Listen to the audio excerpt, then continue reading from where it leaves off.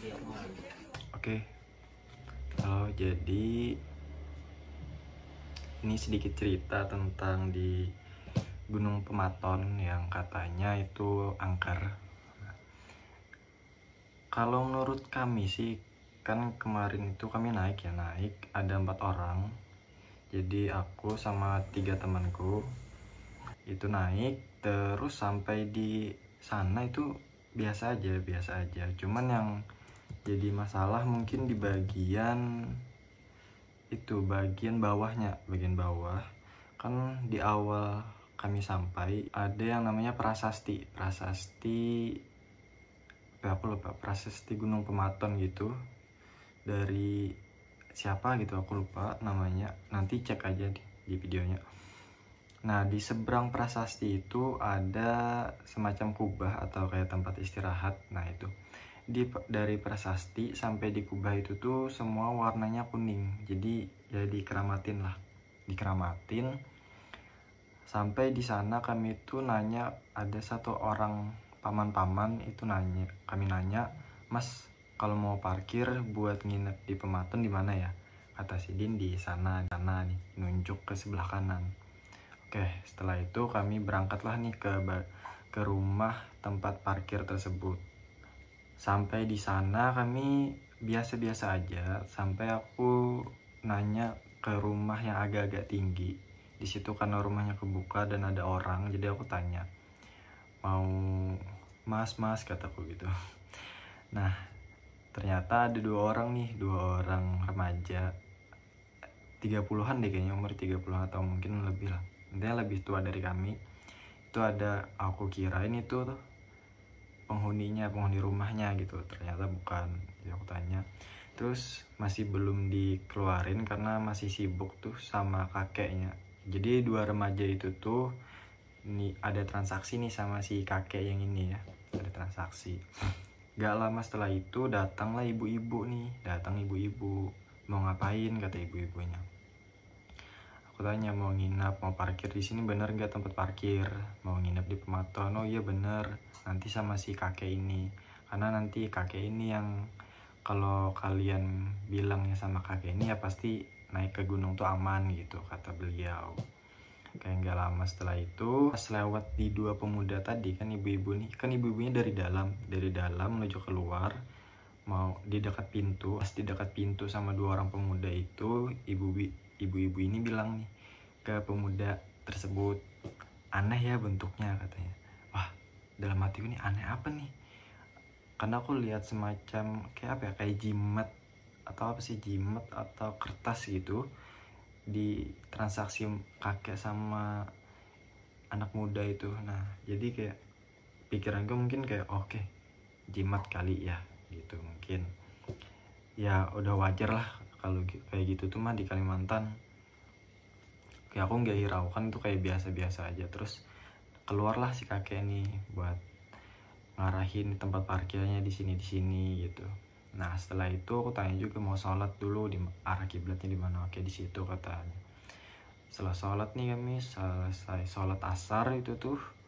Nah, baru setelah sholat asar tuh ada satu teman gue nih yang bisik-bisik, "Ini nih ruangan apa?" katanya.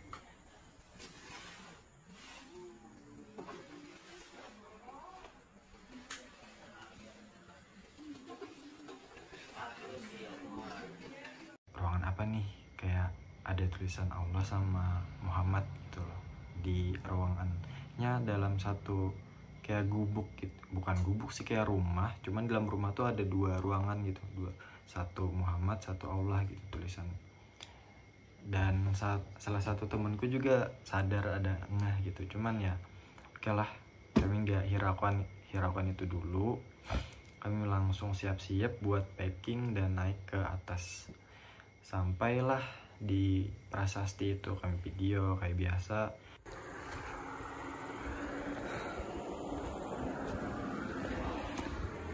Ini yang kata orang gunung gaib, guys.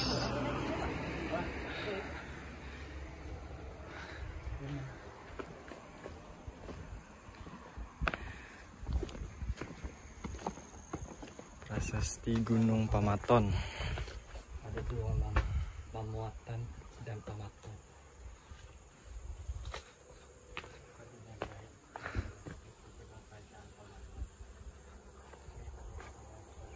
Dalam hati dia yuk.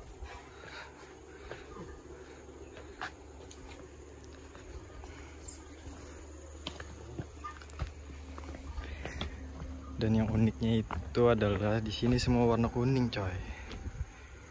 Oke, jadi pas kami naik tuh ya, naik. Nah, di perjalanan naik ini agak-agak aneh juga nih. Karena di awal-awal kami dapat satu sandal yang udah nggak kepakai. Terus naik lagi, ada lagi nih sandal yang nggak kepakai. Nah, naik lagi ada satu sepatu yang nggak kepakai.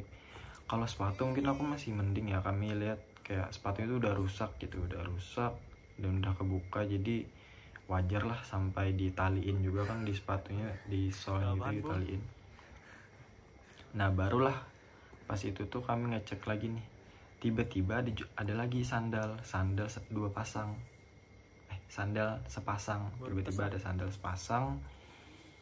Itu tuh masih bagus. Kalau pikiran kami yang normalnya ya, misalkan naik gunung atau bukit gitu loh, terus dengan bebatuan yang kayak gini nggak pakai sandal tuh kayak gila banget, coy, sumpah. Jadi mikirnya ya oke lah. Jadi guys, kita udah di seperempat Bukit Maton. Cuman kita masih ada kendala di sini karena salah satu teman kita masih kecapean, dan ini singgahan pertama. Nah, itu jadi ada orang foto pakai payung kan, kocak nih. Pemandangannya.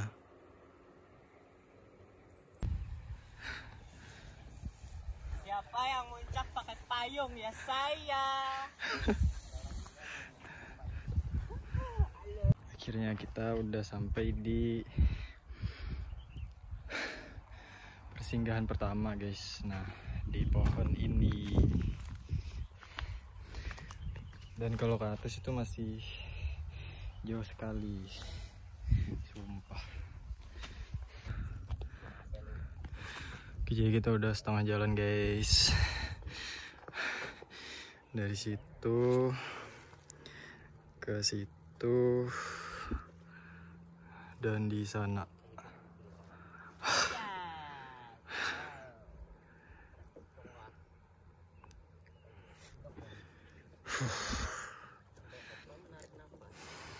Tapi yang ditarik napasnya beda.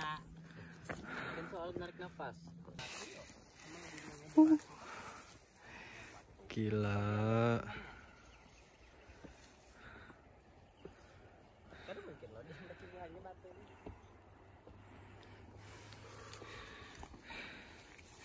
Ya, posisinya.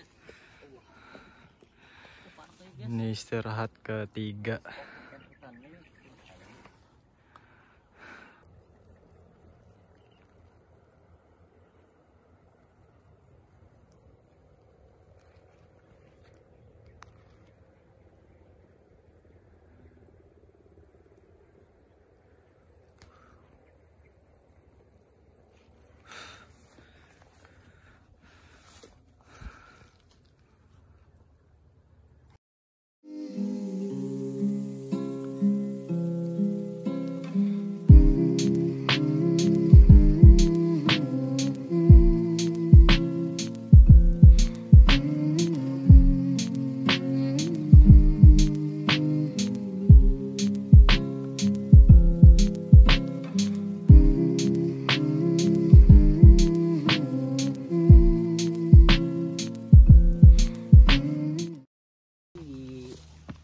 Dan bahkan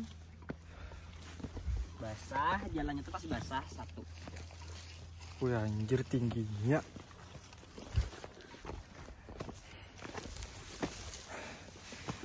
Kita lanjut lagi.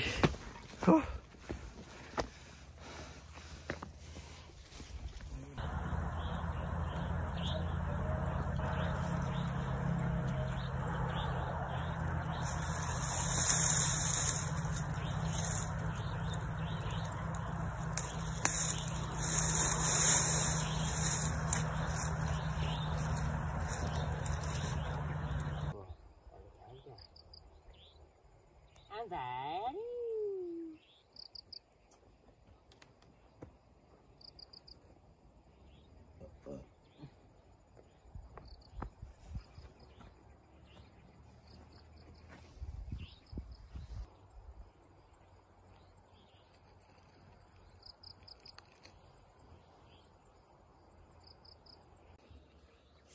Soalnya bom menaiki gunung ini kayak kehidupan.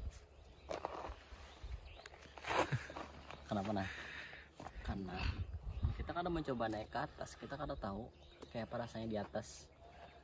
Nah, bejor tuh. Kalau filosofi itu sak masuk. Kita bakal stuck di bawah aja melihat orang di atas. Tapi kembali ke usaha lo. Padahal kita kadang terkendala dengan tubuh, badan, ataupun tenaga kadang. Tapi ini soal mental.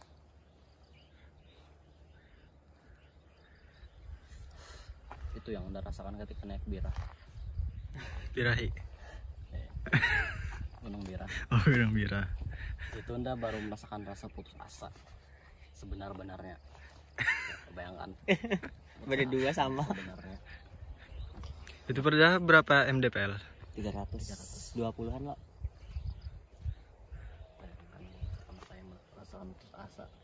Kayak apa aja ini? Enak naik, Kalau ada jalan. ada jalan, enak turun. Yuk. Mau kita harus menarik lo, mengambil keputusan lo. Asli itu pemilihan keputusannya kayak turun tuh aja dorong aku. Kak ini bujur ada jalannya yang tadi kita jalan dia. Berarti kan ada jalan lalu. Kadeda kami tuh buka jalur. Bahkan kami tuh turun tuh tahu jalurnya yang mana kadingat lagi sudah. Turun tuh kan ada jalur sebenarnya lo malah. Kayak Kada. pohon beratan rata aja. Ada inget ditandai kah juga? Ada kepikiran lagi dah. Wih dah situ tuh. Tapi untungnya tuh gunung sebelah tuh kedengarkan suara orang. Tuh, jalur sebelah Itu jalur ekstrim. ekstrim. Memang kan sudah di atas, kita kan merasakan rasanya di atas kayak suara. Pas nemu sandal itu, ya kami gak hiraukan aja lah, mungkin sesuatu yang biasa lah gitu. Nyoba mikir positif gitu. Nah, barulah kami sampai di jam 8 malam. Kami kan naiknya itu jam 5 sore ya, jam 5 sore sampai jam 8 malam itu baru pertengahan pendakian coy, asli. Lama banget baru pertengahan pendakian karena salah satu teman kami itu kecapean banget, jadi kami banyak istirahatnya. Akhirnya pas jam 8 malam itu kami 2 orang temanku itu naik ke atas ngecek nih kira-kira berapa lama lagi, berapa jauh lagi. Jadi guys, kita udah hampir di bukit. Nah, itu bukit ya, situ. Dan ini udah jam setengah 7. Udah lewat maghrib kayaknya. Jadi kita bakalan lanjut lagi. Di sini udah gelap.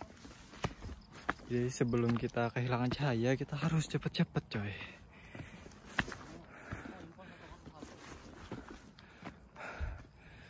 Tapi ini asli, kalian kalau mau ke Pematon santai aja karena emang nggak ada apa-apa di sini selagi kita nggak aneh-aneh gitu. Dan ternyata lumayan jauh banget masih. Akhirnya kami memutuskan di jam itu tuh 8:30 kalau nggak salah, ingat aku 8:30 kami diskusi di atas sedikit-sedikit. Akhirnya memutuskan untuk pulang. Jadi kita sudah di hampir, ini masih setengah puncak sih. Sekitar 70% dari puncak. Dan ini sudah waktu Isya.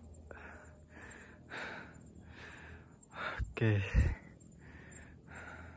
Pulang dalam artian kita turun ke bawah nanti kita diskusikan mau kemana lagi nih, karena salah satu temanku yang kecapean tadi udah nggak bisa naik lagi dan nggak mau naik gitu. Jadi kami fokus untuk turun dulu, bagaimanapun caranya kami turun. Nah pas di turunan ini ada kejanggalan aneh lagi. Kan awalnya kami naik tuh nggak ada apa-apa di awal-awal ya. Pas kami turun sampai hampir di prasastinya, itu jalan yang kami lewati awal-awal ada sarang laba-laba. Wah apa nih gitu, kayak tiba-tiba ada sarang laba-laba. Padahal pas kami lewatin kan, kalau misalkan memang ada dari awal sarang laba-laba itu, kalau kami lewatin pasti hancur kan. Nah pas kami pulang kok nih ada sarang laba-laba gitu, aneh. Nah pas di situ kami coba mikir positif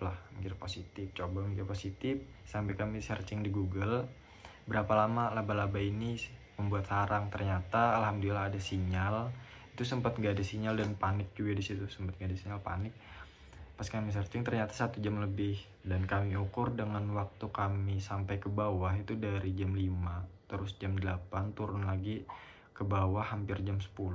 Nah udah 5 jam kira-kira, kayaknya oke, mungkin nih laba-laba normal lah. Akhirnya kami terobos lah sarang tersebut, cuman kami nggak menghancurkan, lewat samping gitu, lewat samping. Belum kami sampai di sarang laba-laba tersebut, salah satu temanku yang kecapean tadi tuh kram kakinya, jadi nunggu dia dulu dan untungnya aman sih. Jadi pas kami turun lewat prasasti itu, 2 orang temanku kan duluan nih, aku sama temanku yang sakit itu di belakang. Jadi temanku yang duluan ini, 2 orang duluan itu tuh cepet-cepet lari dari prasasti. Aku kirain ada apa nih, kok cepet banget ya, tiba-tiba kayak nggak tenang gitu. Nah pas aku lewat itu ternyata bau wangi kayaknya sesajen atau wangi-wangian lah gitu, kayak menghormati. Aku sendiri mencium, oh oke lah, biasa lah udah kayak gini gitu loh, namanya juga di keramat pasti ada wangi-wangian lah. Nah setelah itu pas sampai di parkiran kan kami udah mau ngediskusi ini mau kemana rencananya, ini.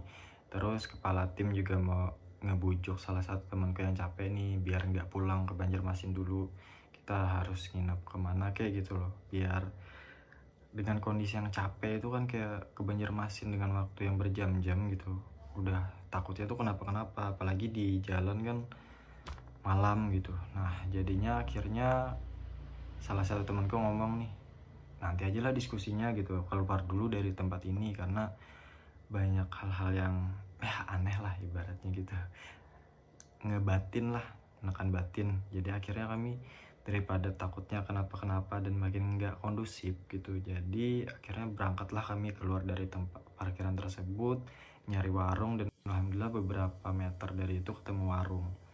Nah jadi kami standby di warung, minum dulu, mengisi energi. Sampailah di situ tuh mulai diskusi nih, kami mau kemana, mau ke 3 tempat. Kemarin tuh ada di Bukit Mawar, terus ada di Bukit Batu, sama di Bendungan Karangintan. Nah dari 3 ini kami persempit lagi. Bukit Mawar itu agak susah jalannya dan kami belum tahu juga.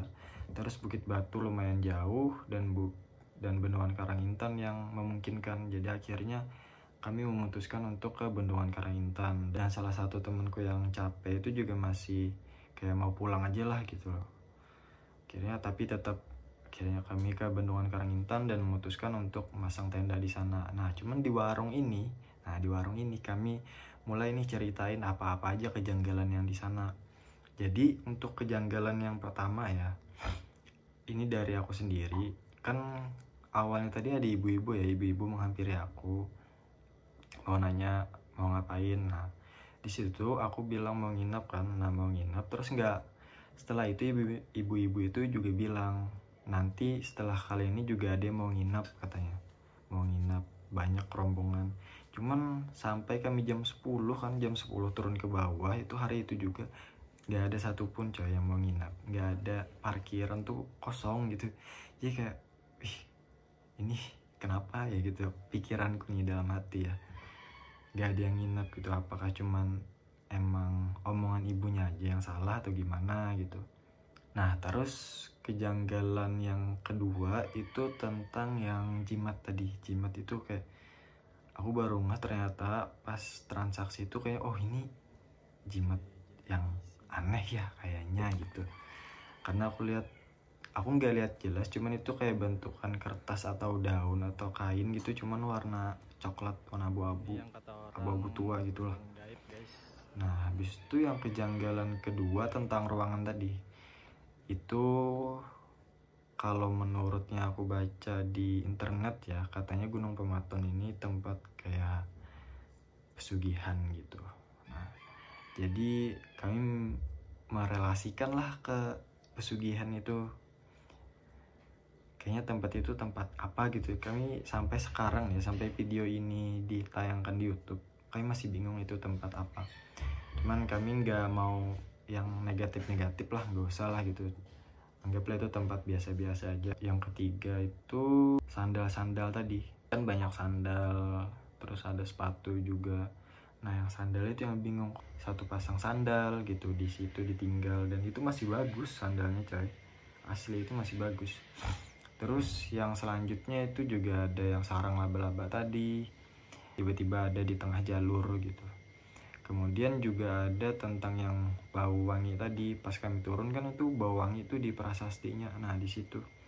Terus kata temanku juga setelah kami turun, nah itu ada anjing hitam nih masuk ke gunung. Itu agak ngeri sih sebenarnya. Terus selanjutnya nih, ini yang paling unik nih, ini yang paling unik. Kan kami sih mampirnya tuh di warung ya, warung kopi lah. Kan kami mampirnya di warung ya. Nah yang jaga warung itu bapak-bapak sendiri. Pas kami mau bayar nih, kata beliau, habis datang dari mana? Dari Pematon kata temanku. Tapi nggak sampai puncak, pertengahan kami balik karena kecapean. Nah terus kata beliau kayak nada gimana gitu ya, ada niat kah katanya, dalam artian ada niat kah katanya naik ke situ.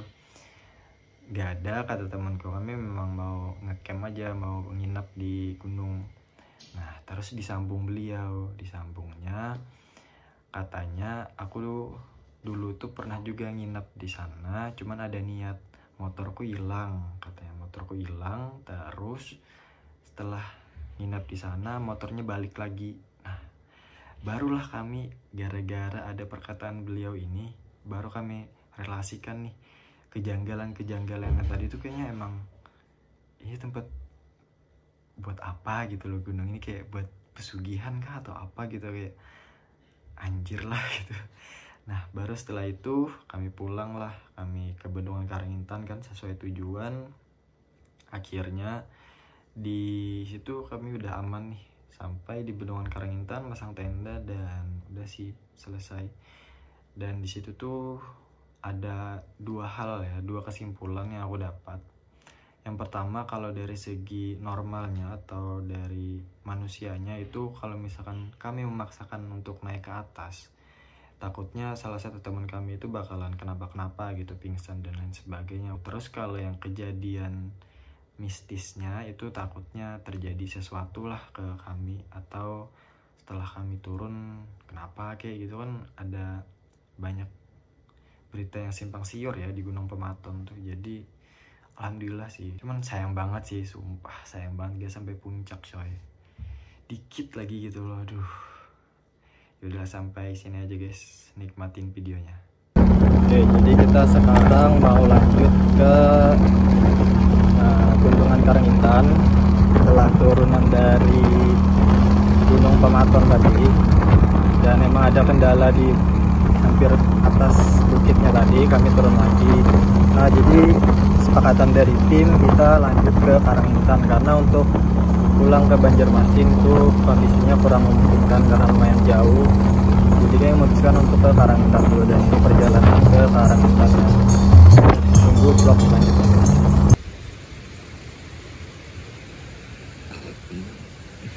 Sekarang burik banget sudah. Ada apa?